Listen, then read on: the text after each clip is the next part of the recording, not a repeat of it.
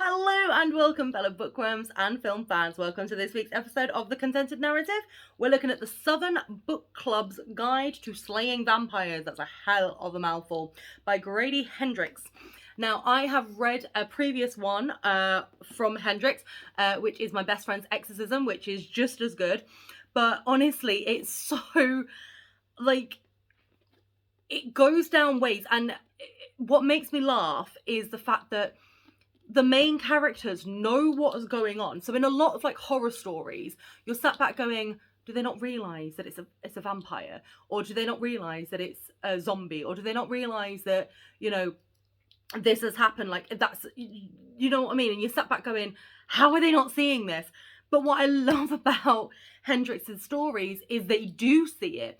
So in this one, it follows the housewife who realizes that her new neighbor that's moved in is not entirely who he seems. Now, she doesn't realize exactly what he is or how, like, or what it is that he's doing. She thinks he's someone that's drugging and killing children or getting children addicted to drugs who then die. And what I love about it is how it watches sort of these characters try and deal with it in their own way and deal with it in a way that's sort of like, okay, so, you figured out what he is, you figured out what he's doing to the kids. Now what? Now what do you do? And it follows our main girl, and as she's going through, and she almost gets everyone convinced, and then he manages to pull the wool over everybody's eyes because he's making the men rich. So then the men turn around. It's a different era, by the way. I should say that. It's not, I believe it's the 80s. 1 second. Yeah. Yeah, it's the 80s. I just wanted to clarify that it's not of this era, although some states in America probably still are like that. But the men sort of turn around and go, no, to the women, you're stopping it now. This is silly nonsense. We respect him. He's made us money. He's continuing to make us money. Leave it alone. Then it jumps a few years and then it all comes to a head. And it's greatly written. It's a bit of comedy in there in the background. I'm not going to lie.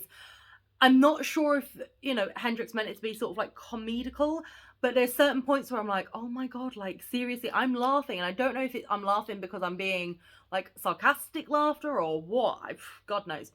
But it is a good slow burn. So it's a good read where it's not a slow read, but it's a slow burn with how it works. So between them figuring it out, between the first time they try to confront him, between the fact that, she doesn't give up and all of this, and the finale, it's just a really good sort of like stepping stone to it. And it's not too much and it ends really well. And to be perfectly honest, I am so looking forward to reading more of Hendrix's books because just a brilliant writer, like honestly, just a brilliant writer. And I thoroughly enjoy the style of writing. I enjoy the characters. I feel like they're very, very well rounded. I feel like the villains, so in this one, the slaying vampires, like the villain is really good, but the villain is not just the vampire that, well, we say vampire, but you'll find out if you read it. It's also like the men that don't believe, like her husband who doesn't believe her, who spends all this time at the office, leaving her and the children. It's also people that turn a blind eye because at one point, the only kids that were being affected were those in a black neighborhood.